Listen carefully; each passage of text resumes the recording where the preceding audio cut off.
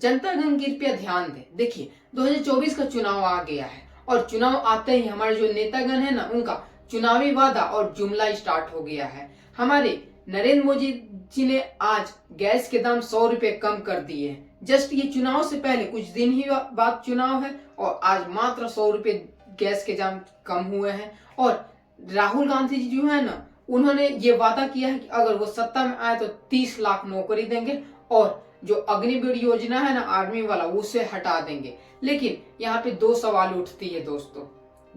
सबसे पहला सवाल ये है कि क्या चुनाव से पहले ये गैस का दाम कम करने थे? क्या चुनाव एक साल पहले भी तो ये हो सकता था गैस का दाम कम, या चुनाव के समय ये क्यों हुआ? अगर मान लीजिए ये पार्टी फिर से सत्ता में आ गई, फिर यही जो गैस का दाम 100 रुपये कम हुआ है ना, यही उसका दुगना तिगुना बढ़ा दिए जाएंगे गैस के दाम। और मान लीजिए दूसरा यहाँ पे पॉइंट होता है, राहुल गांधी ने 30 लाख नौकरी देने का वादा किया है।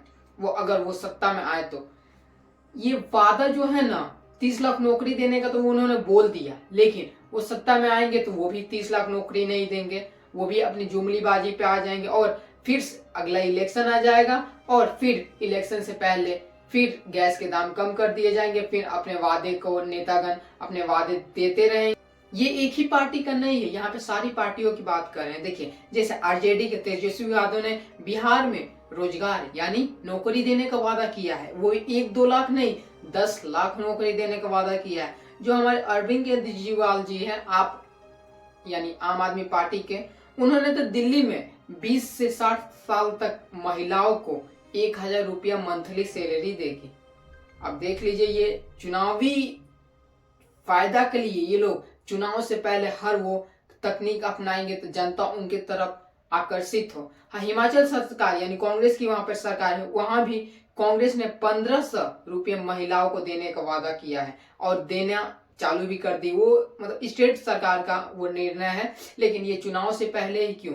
क्या चुनाव से जब उनकी सरकार बनी थी तब ये नहीं कर सकते थे?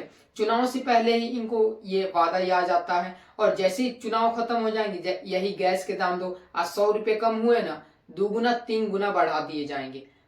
2 गुना 3 गुना। जो अगर मान लीजिए राहुल गांधी सत्ता में भी आ गए ना, तो उन्होंने 30 लाख नौकरी देने का वादा किया है। अगर ढंग से 5 लाख नौकरी युवाओं को मिल जाएगा ना, तो देश का कल्याण ही हो जाएगा। अब आपको सोचना है दोस्तों, आप किसे वोट देंगे? उस नेता को, उस जिसने आपकी जिंदगी बर्बाद की, या उससे जो पढ़ा लिखा और आपके बारे में सोचता हो?